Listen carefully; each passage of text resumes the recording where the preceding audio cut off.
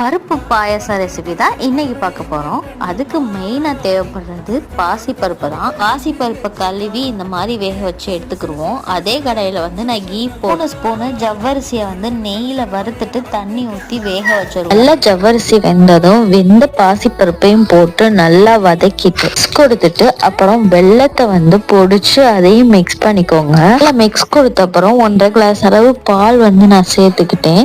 நல்ல பால் கொதிச்சு எல்லாம் மிக்ஸ் ஆன அப்புறம் ஏலக்காய் தட்டி போட்டு கூட கிஸ்மிஸ், முந்திரி, அப்புறம் பாதாம் எல்லாம் நுணுக்கி அதையும் போட்டு நல்லா கொதிக்க விட்டுட்டேன். பால் பாயசம் ரெடி ஆகி ஆஃப் ஆகிறதுக்கு 2 செகண்டுக்கு முன்னாடி இந்த மாதிரி துருவுன தேங்காவை போட்டு நல்லா மிக்ஸ் பண்ணிட்டு அப்புறம் சிம்மில் வச்சுட்டு அப்படியே அமர்த்திடுங்க. ரொம்ப டேஸ்டான பருப்பு பாயசம் ரெடி ஆயிடுச்சு.